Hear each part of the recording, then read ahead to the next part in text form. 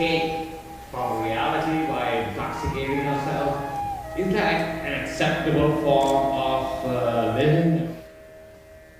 When we say, is it right or wrong, you're asking the question in a moral way. I don't look at life as from the angle of morality. For me, the question is only, does it work or doesn't it not work? Because once we have come here as life, every life, not just human life, every life is aspiring to become a full-fledged life. Yes? A worm wants to be a full-fledged worm, an insect wants to be a full-fledged insect, a tree wants to be a full-fledged tree. And of course, a human being is aspiring to be a full-fledged human being. But we clearly know what is a full-fledged worm, what is a full-fledged insect, what is a full-fledged tree, but we do not know what is a full-fledged human being. Whatever you have become, still there is a longing within you to become something more, isn't it? So obviously you don't know what is a full-fledged human being. So when you do not even know what is a full-fledged human being, where is the time for you to put yourself to sleep? See, any kind of intoxicant means in some way you are putting down life. One who knows how to manage his own thoughts and emotions, if you knew how to keep your thought and emotion the way you want it, would you keep yourself blissful or tense or miserable or what? I'm asking, it's a question. If your thoughts and emotion took instructions from you, would you naturally keep yourself in the highest level of pleasantness and of experience? You would, right? So if you were at the highest level of experience within you, would you want to put it down with alcohol or drug? No. So right now, our minds are in a state where it is causing enormous amount of stress and misery. You want relief at least at the end of the day. If you drink through the day, you will get labeled. So at least when you go home, a month ago, I was in New York City, the large group of people. I asked them, what do you think is the percentage of people in New York City who can sit in the evening peacefully, not even ecstatic, just peacefully, without even a glass of wine? I'm treating glass of wine as the minimum dosage. They went into a debate and they said 5%. 5% of the people can sit peacefully in the evening without even a glass of wine. I was in London among a very prominent group of people. I asked them what percentage of people in London can sit peacefully without even a glass of wine. They said less than 1%. I'm saying the entire world is getting there. You know why? Simply because human intellect is active like never before. Never before in the history of humanity, this many people could think for themselves. Earlier, your priest, your pandit, your scripture, your guru, somebody thought for you. You were not supposed to think. In many cultures, if you thought, they took off your head. If you thought for yourself beyond the book that was there, they usually took off your head because you were a nuisance. Yes or no? But for the first time in the history of humanity, more people are thinking for themselves than ever before. Once you start thinking for yourself, unless something is logically correct, you cannot swallow it, isn't it? Something comes to you, unless it makes sense to you, you can't swallow it and digest it, isn't it? Even the worst kind of argument that is happening between people, you're watching the presidential debate and all this, worst kind of argument that's happening, for that person it makes sense. Yes or no? At home, husband and wife, there's an argument, both of them thinks the other is absurd, but within themselves it's making sense to them what they're talking, isn't it? So unless it's logically correct, you cannot swallow it. So once this happens to you, What is happening in the world is, which has already happened to you and it's happening to younger generation in a bigger way, is the heavens will collapse. Not a small accident. Heavens are collapsing. This generation of people, though it is collapsed, they're somehow trying to keep it up. But I'm telling you, your children will pull down the heaven if it doesn't come down. Because it's like this, what is there in heaven? Let's look at this. See, in Hindu heaven, food is very good. There's also drink. So if you like food and drink, you must go to Hindu heaven. It's the best place to eat. Nala himself cooks for you. In another heaven, there are white-gowned ladies floating in the clouds. If you like that kind of ambience, you must go there. If you go to another heaven, you will encounter virgin problems. No drink though there.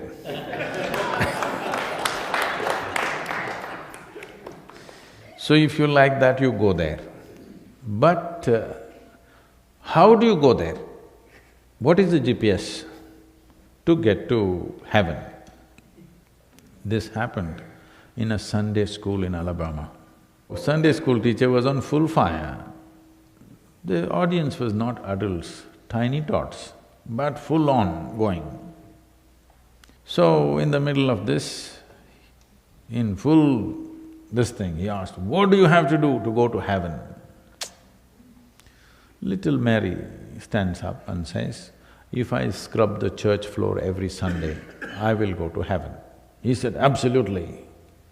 Another little girl stands up and says, "If I share 50% of my pocket money with my less privileged friend, I will go to heaven." Correct. Another little boy stands up and says, "If I help people who are in need, I will go to heaven." Correct. Little Tommy in the back stood up and said, "You gotta die first." That's the qualification, you got to die first. When you die, depending upon what culture you belong to, we will either burn you, bury you, or throw you to the birds. One of these things we will do. What you call as my body is just a piece of this planet. It's best to put it back there when it's done. When you are done with this body, you must put it back into the earth, it's the most eco-friendly thing to do. So when you go to heaven, obviously you don't have a body. When you don't have a body, what will you do with good food and virgins? Nothing, it doesn't make any sense. So I'm saying, in the next 25-30 years, all heavens will collapse. Already it's collapsed in most people's minds.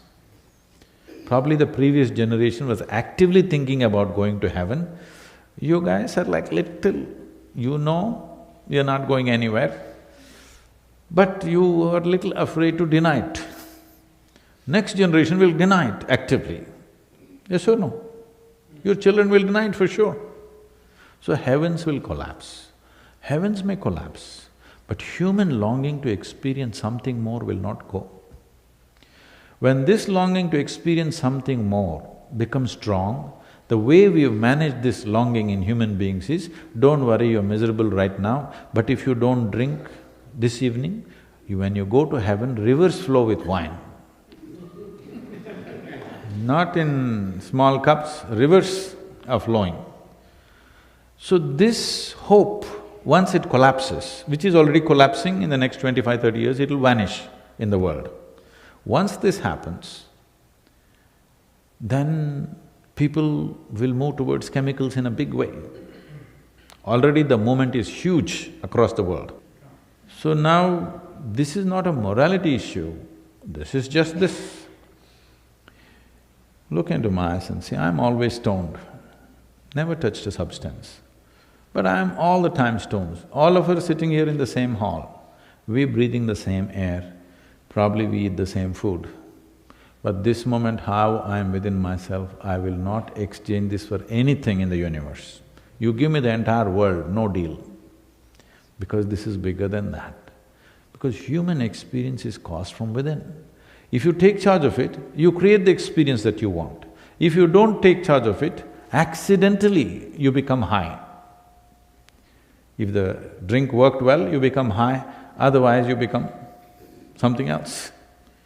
Now, if you take charge of the basis of your experience, you will naturally cause the most pleasant experience for yourself. So, this is not about drink, this is not about drug. This is about, have you taken charge of your life or are you an accident? If you're an accident, anxiety is natural, isn't it? If you're anxious, you want to somehow put down life at least in the evening. If it doesn't allow you, at least in the weekend you want to go down a little bit. See, the greatest thing that you have in your life, we are supposed to be the peak of evolution on this planet, yes?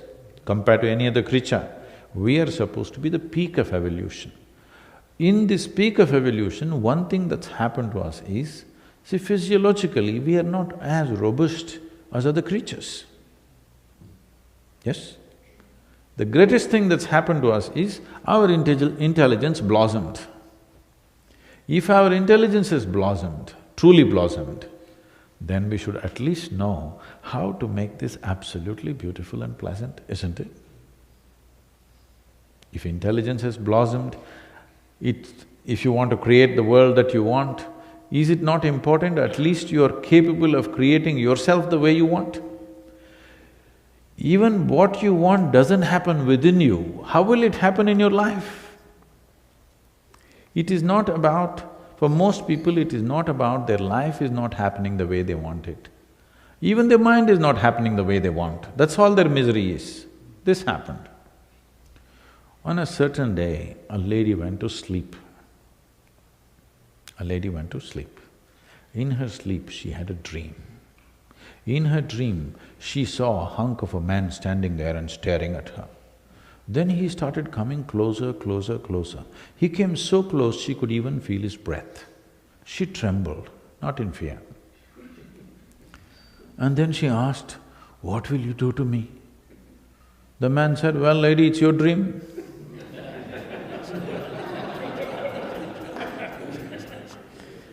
What's happening in your mind is your bloody dream. Even your dream is not happening the way you want it, that's a problem. If your dream was happening the way you want it right now, would you want to drink? Oh my God, this can do so many things to you. You don't need any external help. If your dream could be just the way you want, could you sit here creating absolute bliss for yourself? Yes or no? Yes. So even your dream is not happening the way you want it, that's where it is. Even the dream machine is not taking instructions from you. So the only way is to kill it. No, kill it. With intoxication, you're trying to kill it. In some way you're trying to kill it, isn't it? Put it to sleep. This is in terms of evolution, it's a regressive step. When 90% of the population on the planet drinks and drugs, let us say, you will see this, unless we do something significant in the next 15 to 20 years, if we do something significant, this can change. Otherwise, you will see in another 60 to 70 years, where 90% of the human population will be on some kind of a chemical. 70% of the US population is supposed to be on prescription medication. 30% is buying it off the back streets, all right? The three major industries on the planet are, the top industries are, arms and armaments stand first, pharmaceuticals stand next, alcohol stands third. You are a beneficiary or a contributor? Alcohol. It's the third largest industry. So one takes you towards death, another pretends to get you back, Another is 100% death. These are the three largest industries on the planet, bigger than food. Can you beat it? The food industry on the planet at the end of 2015 was $7.6 trillion. The pharmaceutical industries is $7.2 trillion. Now I think they've overtaken. That is, we're taking more medicine than food. Have we lost it or no? For sure we've lost it, isn't it? So probably in another 5 years, alcohol industry is bigger than food industry. This means we've definitely lost it, isn't it? So this is not about, why should I not enjoy it? I'm saying if you want to truly enjoy this life, because you don't want to enjoy drink, I want you to understand, you want to enjoy your life, isn't it? If you want to enjoy this life, I will teach you a way where you can be super intoxicated, at the same time super alert. How's that for you? Amazing. Look at me. Yeah, amazing. I'm all the time drunk. But if you want, I can just go off like this any moment. I can. You've not seen me. I can go totally intoxicated any moment because all the time I'm on, all the time fully aware. This is what needs to happen to humanity, isn't it? And every human being is capable of this. They've just not paid attention in that direction, that's all. They're going for cheap solutions.